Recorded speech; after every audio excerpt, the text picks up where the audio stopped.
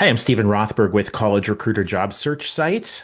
We believe that every student and recent grad deserves a great career and that it should be easy and inexpensive for employers to hire them. This is the 14th edition of the Job Board Leaders Roundtable calls. Bunch of people from job boards, recruitment marketplaces get together by Zoom, second Thursday of each month at 11 a.m. US Eastern.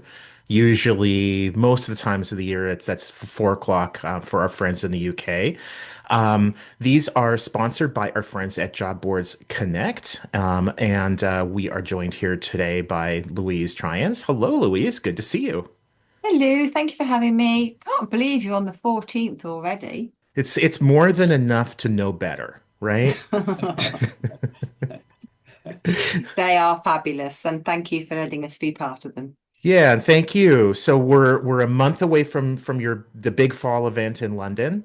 Yeah, Anything new, like speaker topic that you're kind of getting excited about? I should have prepared something. The agenda is on the website. We've got keynotes, we've got panels, we've got hosted huddles, pre-event drinks, post-event drinks. Sam, who's here, is speaking. She's running one of the hosted huddles for us. And Joe will be there as well. And I don't know Awesome. who else is coming. I can't see the rest of you, but hopefully some of you are as well. Yeah. Fantastic. I've been to a bunch. We're going to continue to go. And it's kind of a question of like who, which, and so it's cool. It seems like in the fall, it's conference season. The big time of the year. For those who haven't gone, they're great. I mean, getting out and getting together with colleagues and stuff in person, there's nothing like it.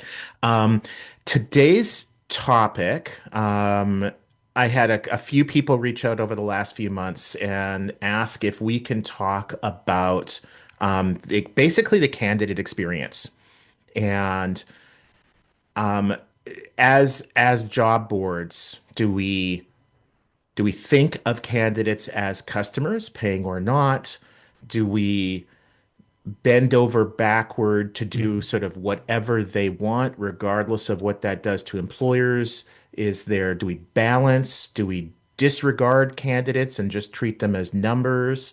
Um, Quite frankly, I think that if we look at what a lot of organizations in our industry, including College Recruiter, do, sometimes there's a difference between what we say and what we actually do. Um, but maybe we can kind of help unpack. Does anybody want to kick off about how your site thinks of candidates? Do you think of them as customers on par with employers? Do you work harder to make the candidate happier? Do you work harder to make the employer happier? Um, who wants to chime in? Nobody wants to answer that question, Stephen. Well, Ethan, what in your I experience don't work for without anybody in particular, yeah, but without naming names, I what think have for you the seen? last 15 or so years, the candidate is the commodity in which we have traded. And I think the evolution of AI and the new experiences being created, I think we are now refocusing our eyes on that candidate experience, because there's no longer a true trade in the commodity of clicks and candidates, or at least it's beginning to change in a way we haven't seen in a long time. So um, we have definitely treated them as a commodity for a long time, and I think we're starting to see the light and starting to see a change.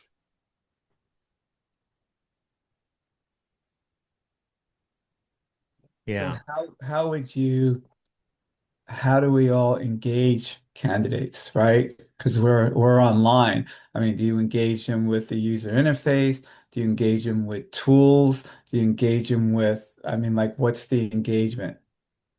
You know what I'm saying? We've tried tools. I don't think it's made that many. We've had a salary calculator, we've had a resume builder. Um, we get some engagement, but it's not like, okay, hey, everybody's flocking to the site to build a resume on on a site, and we don't charge for it. So what is it? Is it just a clean page? Is it optimized page or tools? I don't know, kicking it out. I mean, I think it's interesting that you raised the resume writing service, which Mike, you offer that for free on your site. Yeah, it's a I mean, builder. what's It's not a super service.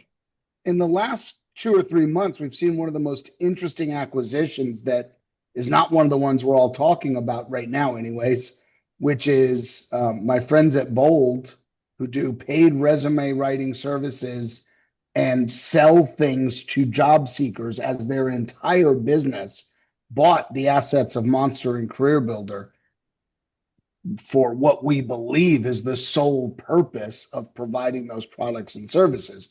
So it must work in some way if he's willing to spend 28 or so $1 million to buy that audience. Those things must be engaging in some way. Do you think maybe it's how and what you offer or how aggressive you are? Maybe So, they're more aggressive. I don't know. Yeah. I'll chime in here by saying that Exec Thread might be the only job board on this call that is B2C and charges the candidate in a freemium subscription like manner. And when Stephen first broached this topic 5 minutes ago and wanted to get our initial thoughts, my initial thought on the topic is it really, I think how you monetize largely dictates how you view the candidate. And I'll say two things in that regard. I was invited by Aimwell to participate in their European job board roundtable discussion in Amsterdam around 8 or 9 months ago for this sole purpose, i.e., the entire roundtable discussion over the course of one entire business day was how should we interface with and treat and service the candidate. And he invited me because every other job board was not B2C. We were B2C. And I'll tell you this, nothing against any of the other job board operators in that room. There were a lot of smart people in that room, obviously, and successful people. Not one of them, and they'll admit it, not one of them puts the candidate first. And they're the first to admit that. They're the first to acknowledge that. And they're the first to acknowledge how and why it's so difficult to do that. And I think I was the only person in that room that said the candidate is our lifeblood. And they are our user, they are our customer, they are our client, and we put them more on a pedestal, which kind of is interesting because we charge them, and everyone thinks charging candidates is like this taboo, and you can't do it, and oh my goodness, it's a major sin if you charge the candidate, and some candidates think that way as well. But I'll tell you this: the secondary benefit of it, or the primary benefit of it, is that it forces you to prioritize the candidate and have a great candidate experience and have a unique candidate experience and a unique value proposition. And going back to Bold, I'm very familiar with both guys because there's only so many companies out there that monetize the candidate, Bold and Exec Thread included.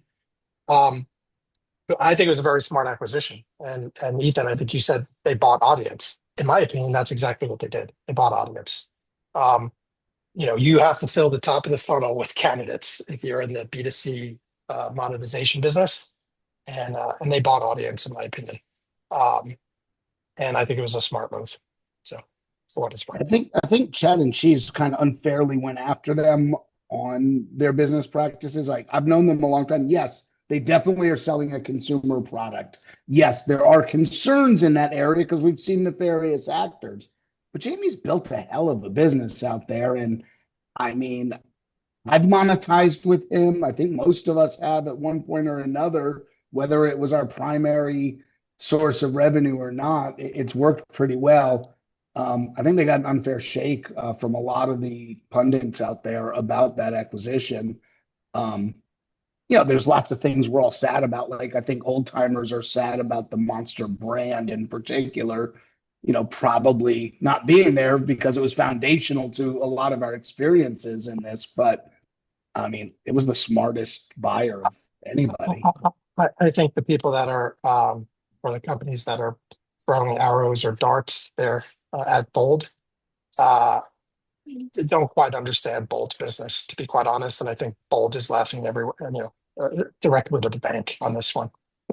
And So Bold has a very good business, and we should all take notice, in my opinion. yeah, Joe, what you were saying a little bit earlier kind of reminded me of the adage that if it's something to the effect of that if you're not buying the product, you are the product. Yeah, I mean, And I think like in the business model that you have, a B2C or a Bold or whatever, there's no doubt at all that the candidate is the customer. They're literally, you know, well, I was going to say writing you a check, but I doubt you get too many checks from candidates. Um, thank but heavens, no. they're authorizing the payment to their credit card each month or Yes, whatever. yes. Um, the vast majority of job boards, including those on this call, candidates use our site for free. Going back to what Mike was saying earlier, what does it mean to treat a candidate well? And Mike, I'm thinking you have some good insights into that, but I think what most job boards are doing in that respect is content, right? Articles, blogs, videos. A lot do webcasts, some do in-person events. And to me, it's just and it's a little bit of a beauty is in the eye of the beholder, but how do you think about them? I see a lot of businesses, fortunately not very many job boards, where I'm sure that the people who are operating them are sociopaths. They just absolutely don't care about those around them. And you can see that with some job boards where candidate comes to the site, they see a job posting that's of interest to them, they click apply, and the job board basically says, you need to fill in this form to request information on continuing education and signing up for Netflix and getting an Amazon Prime account. And it's like all of this stuff that doesn't help them get that job. To me, that's an easy. The job board is just monetizing without any care at all about whether those candidates get a job or not. I think that there are some examples that are really clear like that. I think there are some examples where no, you can see that this job board is bending over backward in customer service. I've heard from a bunch of people how like CV Library is really great at this. You're like, you're a candidate, you've got a problem, you can call their office and a real person will talk to you and help you. That's pretty hard to do. That shows a real commitment to me for helping the candidate. But I think both of those extremes are kind of rare. Is making the application process faster, simpler. Like Sam, your company, UBO, does that. A lot of job boards do something along the same lines themselves. Some use products like JobSync, where the candidate doesn't have to go to the ATS to apply. Um, Maybe Sam, you can talk about that because also UBO does this in other industries too, right? You're Yeah, so we help job boards improve the candidate journey and increase their conversion rates. And a big focus on that is the user experience and having the redirect process where candidates leave the job board site to go to a third party site. It's a very disjointed process. It's not a great user experience. It doesn't always reflect well on the job board. And candidates are a big part of the puzzle. Without candidates, there wouldn't be clicks. Without candidates, you wouldn't have applications.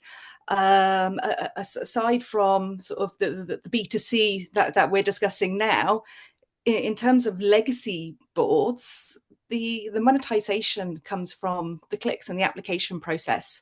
And you don't have that if you don't have candidates. All right. So I have a question. So we had, you're right, Sam. Absolutely. Um, so we went from requiring the candidates to um, register on our site before they can apply, right? To taking it off completely. And we saw, jump, but then we saw the jump in traffic was good, but the apply clicks were down, right? Because then I think they felt like, what is this if we're not doing anything? And now we settled on we just have a pop-up says, just give us your email information, and they don't, they can put any email in there, and that seems to be the sweet spot. So we made it where that from registering when they had to go through a process, big difference to taking that away. So I think the ease of getting to the application is the sweet spot for job boards, from my experience. And what Sam and Mike were just talking about was something that I was wanting to touch on in this, and that is making it easy for the candidate in the best interest of the candidate. Is there a point when we're making it too easy? I've seen some job boards, for example, where you run a search, you get back 20 matches, and you can just go like check, check, check, check, check, check, check, hit submit, and your application gets sent out to 20 employers. Is is that is that in the best interest of the candidate? Yeah, Louise. I think that if you're going to make it easy to apply, then you need to do the other things which are in the best interest of the candidate, which is making sure that people are putting good job adverts on your site, and that they're asking the right questions, and that maybe they're screening those applications, and maybe there's some automated response systems in there. Because I think that I was just actually talking to Dave from Wave before this. We did a little crowdcast, and he was talking about that the damage of easy apply is the awful candidate experience as well as the horrific recruiter experience of 400 CVs. It's the fact that the applicant also has a bad experience. So I don't think it's the tool that's the problem. It's what you're doing for the client. Yes, that's important because they don't want 600 applications and they're all wrong, but it's also what you do for the job seeker. And one of the ways in which you put job seekers first is they're only applying for jobs they can actually have a chance of getting, I think. Whether that's a job board's responsibility, that's part of the question. Yeah. And I think to expand on that, there's a lot of experts, and we're all experts here. I would think we think we are at least. You know, you say that if you're going to apply to a job, make your resume application customizable, right? You don't want it to be, and you want to go off the job description. So if you're just clicking, clicking, clicking, that's just, boilerplate deal, and you're not going to get any results from it. So the individualization, I think, is better, my opinion. I think the number one thing we've been talking about for as long as I've known a few of you, which is too long, Mike, Steve Marsden, the candidate black hole, right? Yeah. The candidate goes into the ATS and they never hear back. And I'm going to compliment the evil empire once again. I think Indeed's move to forcibly share the disposition data back and forth between media and between system, I think is a step in the right direction. Now, the way they're doing it, they're going to own the whole damn thing, right? And it's terrible for all of us. But the concept is the right concept. How do we understand from top of funnel? We're in the marketing business. When you do advertising for sales leads for your SaaS product, right? You're looking all the way from top of the funnel to the bottom to the other side of the funnel as it comes out. And we've been disjointed with this big line in the middle that disconnects what happens in the ATS, what is the disposition. And that stopped us all from improving the experience for both job seeker and employer. And it's created the black hole, right? Because we're flooding often with candidates who are somewhat irrelevant for whatever reason. And I think that concept, whether we like their execution or not, we could talk about that in another episode, but the concept of connecting the entire journey of a candidate from Google, not from Indeed, from Google, through one of us into the ATS, and then that feedback loop coming back is critical to changing the advertising Joe model, not your model, but the advertising model it's critical to understand the entire funnel. And so uh, I'm going to hats off to Indeed again. I mean, they're doing it right from that perspective. Whether they care about anybody on earth or not, I don't know, but I don't think they do. But So with Ethan and I think Louise were saying a few minutes ago, I think I can pull together a couple of examples and talk about add something that's really concrete, and that is compensation. So I think there's been a big move in the last few years to bring a lot of added transparency to the compensation ranges, whether those people are paid, hourly or monthly or whatever. A lot more job boards are showing that data, including Indeed. ZipRecruiter's made a big effort in this.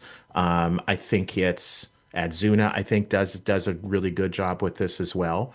And one thing that we've noticed is when when we have salary data for a job, not only do the number of clicks increase, but the conversion rate, click to apply, increases. And I suspect that what's happening is that the candidate that encounters a job where there is no compensation data infers from that the employer is trying to hide something negative. If the salary was good, the employer would share it. The employer has not shared it, therefore the salary is probably bad. And I think that holds that down. To me, that's a good example of where what's in the best interest of the candidate, I think, is to be transparent about the compensation. But what if the employer client doesn't want to share that? Some job boards have basically forced it. We did for a while, and then just found out we could just see that our estimates were often very wrong, and so we kind of stopped doing it. And but if we're really working to the benefit of the candidate, I think we would share that salary data. We would push our employers to provide it. We would estimate it when we don't have it. And again, we kind of pulled back on that last part because we felt like estimating the salary data, at least the way we were doing it, was in too many cases doing a disservice. I'm thinking of, I'm wondering if anybody's had experience on like some tangible stuff like that, where they basically had to go to their employer and say, "Too bad. We're gonna do this because it's in the candidate's best interest, even if the employer doesn't like it." And good luck getting that information. We've tried and tried and tried, and they just like, it is what it is. Here's the feed, or grab what you can. There's no attribute for they don't have an attribute for salary. Yet Google in their schema has an attribute for salary, and they want that, and you get Yeah. dinged, if you don't have it. So then it's like a catch 22. The employers are kind of dooming the job posting for maximum traffic without that, right? But yet they want maximum return on investment. So it's a challenge. One thing that I have a question for the group. Sorry. Does anybody have anecdotally anyway, a rough percentage on how many employers are providing that, or from a percentage standpoint, providing that salary data at this point? My assumption was that yeah, it was the vast majority at this point. yeah, on our site, it's around 40%. Now we are all senior jobs, VP and above, so maybe it's skewed as a result, but it's around 40%. Thank you. I think it varies massively in different geographic areas too. Like in the US, there are now several states that require that. And California, right? so, yeah, I think California, New York City, which There are might as some well be a, European countries that yeah, have now stated by law that you have to publish the salary on the job description yet.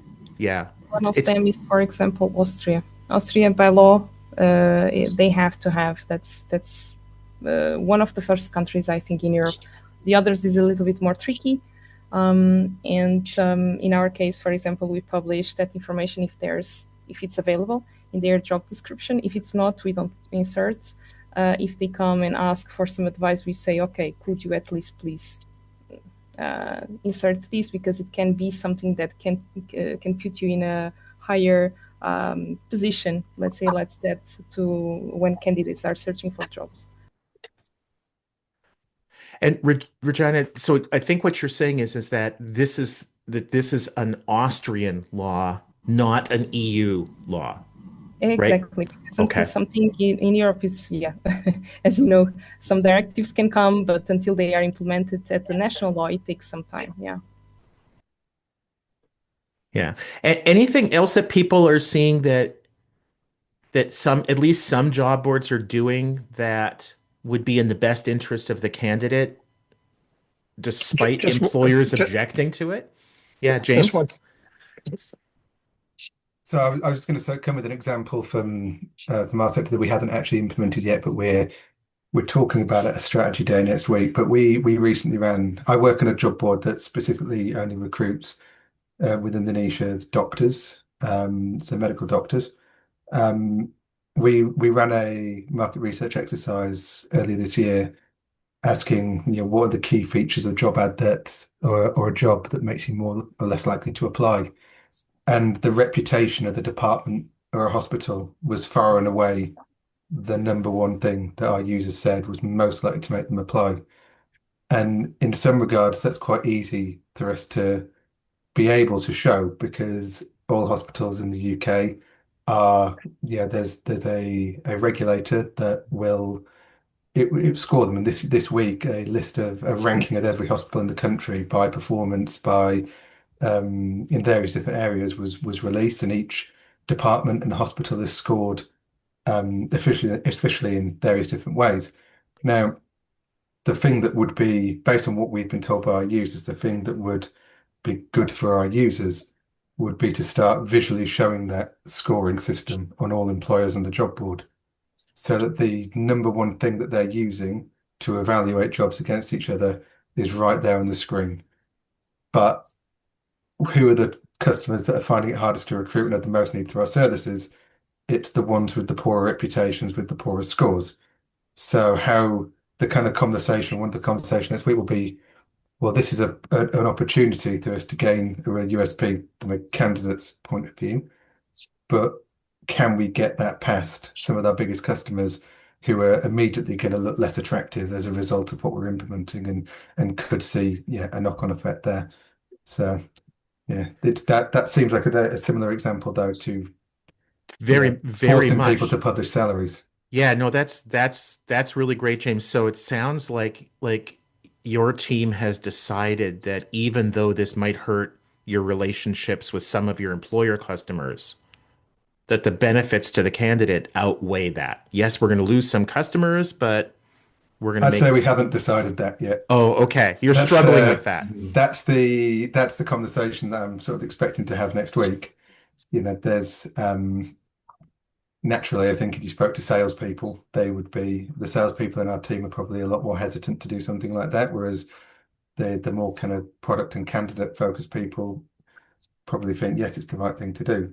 I think to some extent it depends. The whole discussion, I think, depends on the nature of the market you're in. But we are in a market where there's a high barrier to entry for people wanting to work in it. You need to have gone to medical school, got registered to work in the country you want to work in. They are finite, and there is a shortage of them. The candidate is hugely important. And the biggest pain point that we get reported is not hundreds of terrible applications, it's no applications.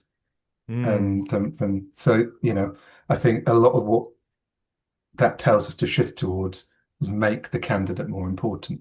The candidate, the biggest pain point of customers is that they're getting no applications in a lot of instances. Then suddenly, it should make in my mind, it should make the decision quite easy. You do what is right to the candidate, because if you've got those candidates, you have the one thing in the market that people are struggling for. Yeah. Another idea that, James, real quick, I oh, forget go ahead, which Ethan. market do you serve? I sense the accent So medical doctors. in Europe, in UK. I mean, officially, you could recruit a doctor anywhere from us, but generally we're used either to recruit doctors within the UK or from the UK. Okay, thank you. Another thing that I came across a few days ago, I was looking to buy something on Facebook Marketplace and sent a message to the seller, and no, it was not, is this item still available? Because if I see that once more as a seller, I think I'll scream. But it was a message about, like, basically I messaged the seller saying, like, this is what I want. I can come tomorrow between 10 and 2, let me know what time works best for you. Facebook immediately returns a message that says something to the effect of, the seller is unlikely to respond to you. It was something like that, hey, Facebook knows that this particular person does not respond well, despite them advertising that they have, X, Y, and Z for sale. That caused me to then move on to another potential seller and look for the same item from somebody else, message them. I bought it from them, never heard back from the first seller. And I wonder if anybody is doing anything along those lines to tell candidates this employer tends to take 7 days or 47 days to get back to candidates or rarely responds. I see on LinkedIn that it'll tell you that there have been 50 applications for this position, but that's really different than talking about how the employer responds. Is anybody doing anything along like or seen anything like that?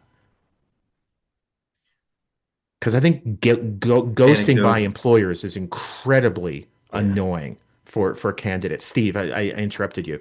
Yeah, and I know from, obviously you have a site that specializes in recent college graduates, and sort Yeah. of, I have, relationships with people who have recently graduated from college and have been applying to many jobs.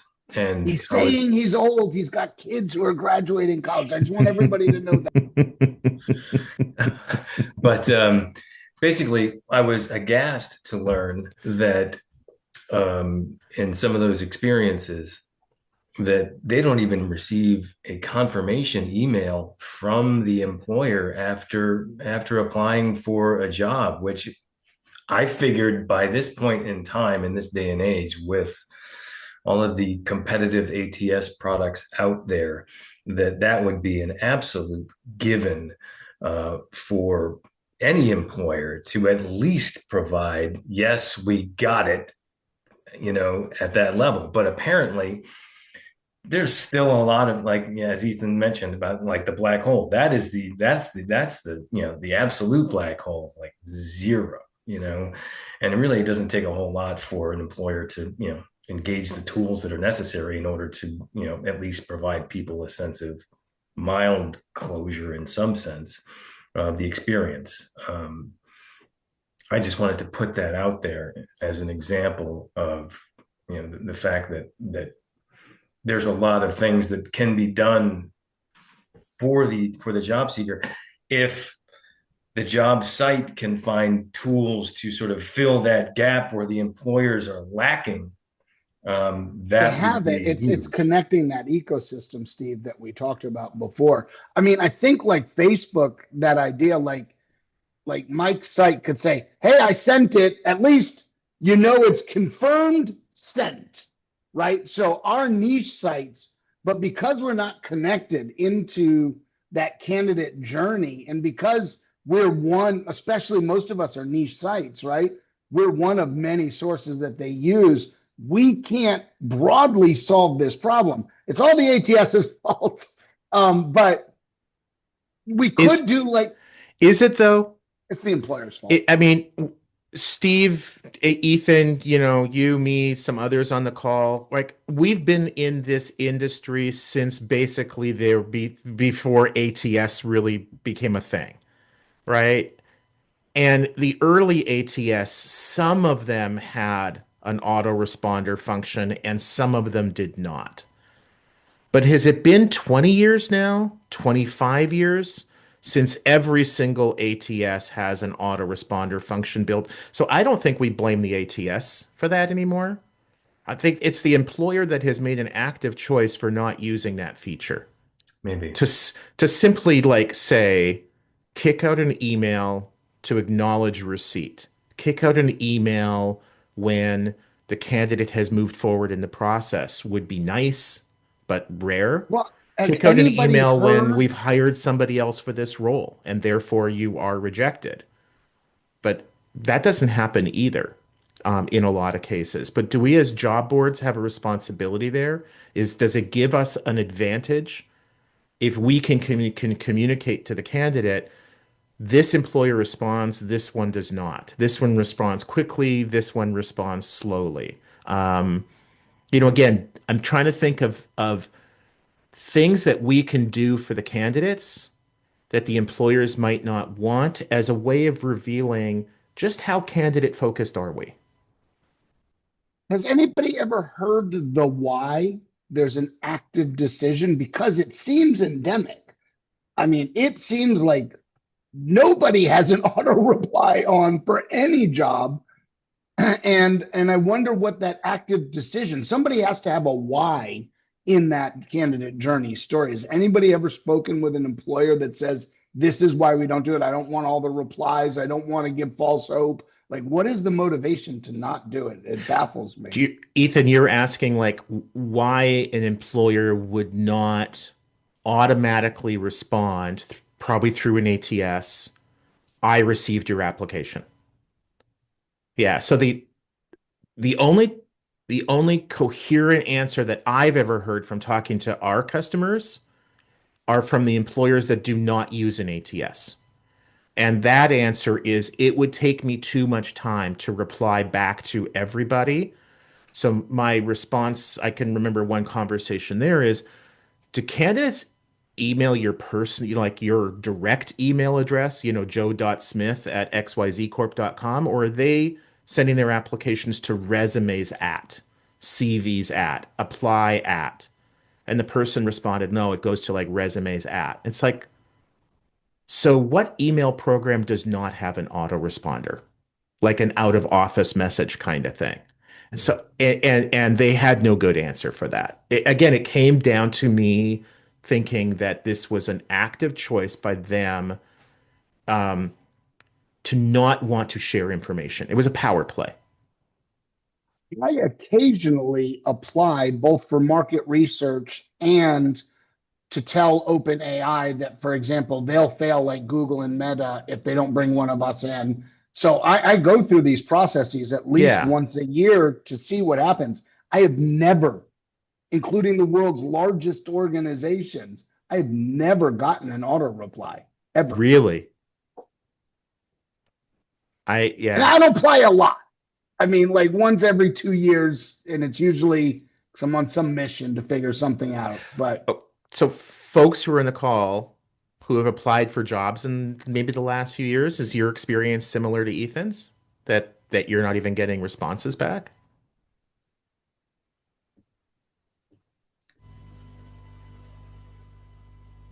I got some responses when I had to change between 2 years ago. Now I work for an insurance group.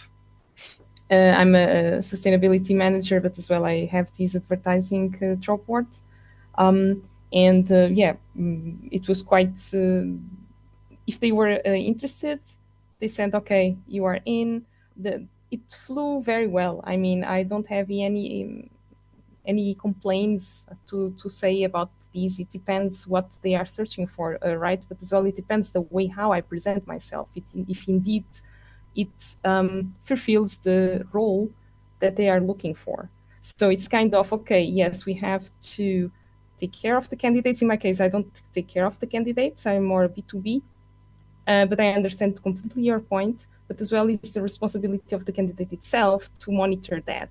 I know that is overwhelming when you're not getting any kind of answers. I just can imagine. But it's difficult in my opinion, not to give certain equal responsibility to each one of the parties that are inside all this process. Yeah. And I think I if would we had the welcome disposition negative data, response. I'm Go ahead. sorry, Ethan, what was that? I was just saying they would welcome the negative response, right? I mean, Yeah. they want the negative, even when you're not a match. Thanks for applying. You're not going to be a good fit. Hey, with AI, here's 3 reasons why. That would be extraordinary. So, Ethan, going back to what you were saying a few minutes ago about Indeed having the disposition data, they use a different word for it. I can't remember what it was. It's success. I can't what it, but it's basically disposition. Did the candidate apply? Did they get moved forward? Did they get rejected? Did they get interviewed, etc.? Did they get hired? So Indeed's definitely going to be in a position to know with its customers, hundreds of thousands of them, maybe but millions of them. These are employers that responded. These are employers that didn't.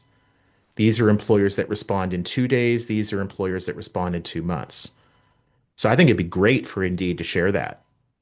Expect to get a response back, right? And they could basically show kind of a range. Like 75% of candidates heard back between 5 and 15 days. I mean, I think candidates would love that. If I was a candidate, that would give me a powerful reason to go to Indeed.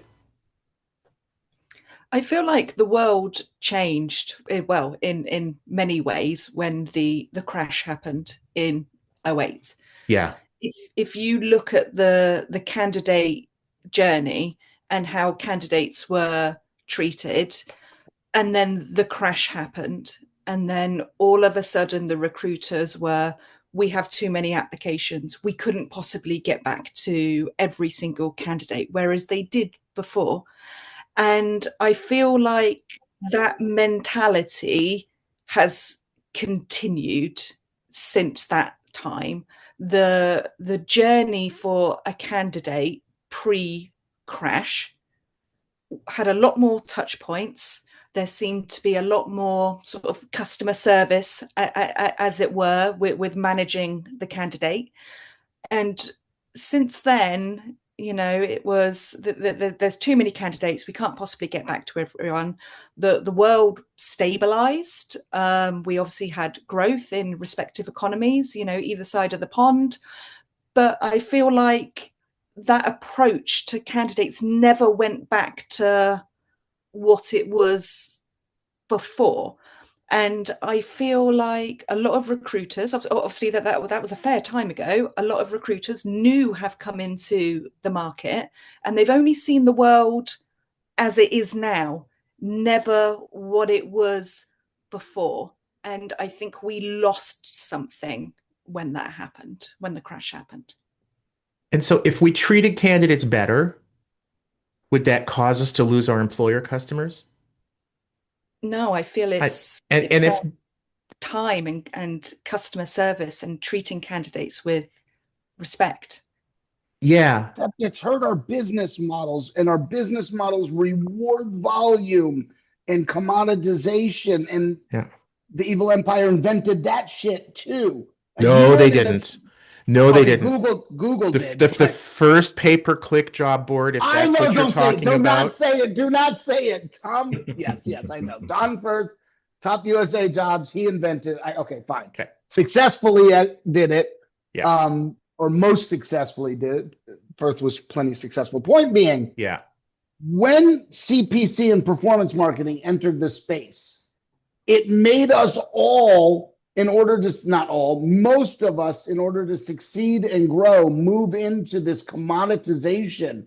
The algorithms for the display of jobs in email on the sites were based on using machine learning algorithms, Marsden, based on clickability.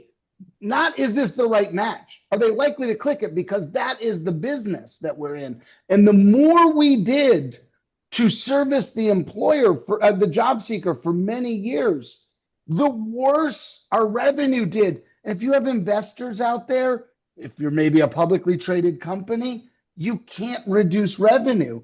And so the motivations are at odds with success. Every attempt I've ever done to say quality matters, right? An employer says yes. Will you pay more for quality? Sure.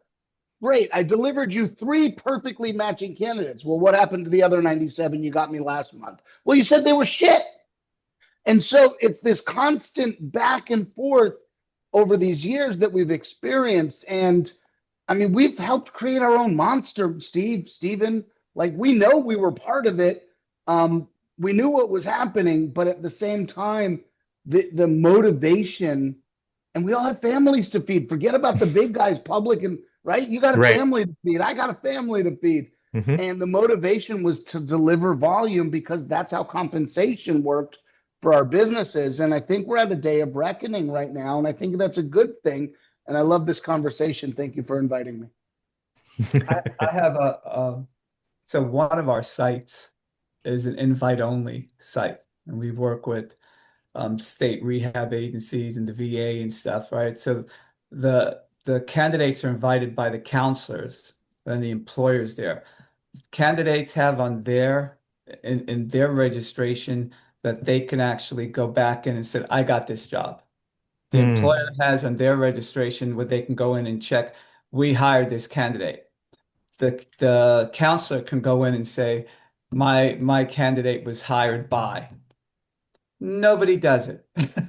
It's all three there. We have tried, we've gone to state directors, we've gone to national people. I mean, nobody does it. And when you ask the question why, that's just extra work. We don't want to do that.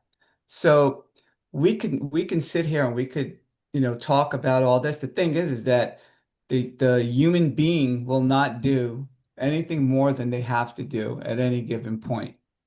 And that's proven by this site with this, I think. Just to interject. Yeah, I bet if you said to the candidate that if you will tell us what that you got a job, that we'll send you a dollar through some kind of payment system. They might do it. I bet you a bunch would respond. Um, but I bet you a bunch of those responses would be inaccurate, and they'll tell you that they got a Yeah, job or not got. they just want And the because dollar. I applied to 57 jobs, and I don't mind if Mike sends me $57. I'll just click a link, and so reliability and data gathering becomes an issue too. Um, I'm cognizant of the time, and one thing that I really wanted to that I thought would be really good to dig into is the what what happens to job boards if the candidate feels ignored or the candidate feels devalued.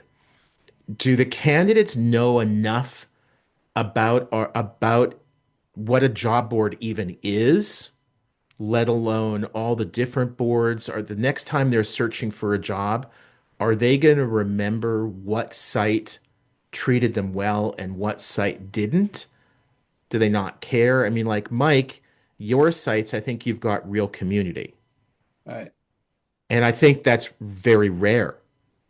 I think that the vast majority of job boards, that we like to think that the candidate knows about us and cares about us. And I really doubt that that's the case with very many candidates. I think a candidate's far more interested in the job, far less interested in the job board. Um, See, I think you're wrong. Yeah, and please, I mean, I can think of loads of exceptions to that. Like LinkedIn, there's like real connection there. Indeed, especially if they're successful with building a whole hiring platform. Sites like Mike's. Yeah, niche Um, sites. When you go, I'm looking for a marketing job, yeah, and I went to careers in marketing. It was really easy to search for jobs. They're really well laid out. Then they're probably not thinking, did every single hiring manager come back to me? But the surface stuff, I think they are talking about. It was right. easy to find jobs on this site. There was careers advice on there. It suggested other jobs I should do. I think that's what they're talking to their friends about. And I think they're probably equally saying, I went to this site, it was a hellhole of a mess. I couldn't find anything. Don't waste your time. Do they have real brand loyalty? I don't know the answer to that. But that's exactly what I was thinking, and so I was playing devil's advocate. I do, and so thank you for pushing back, Louise. I do think there's a big opportunity for job boards and I think it's incredibly difficult to measure. How do you know that Louise had a good experience, and if she's looking for a job again in 3 years, that she's going to come back? Like, I don't think we know that. How do we know that Louise told, her niece and her niece's friend, don't go to that site? I had a horrible experience. Their search is awful, whatever it might be. Or, hey, this site has great salary information.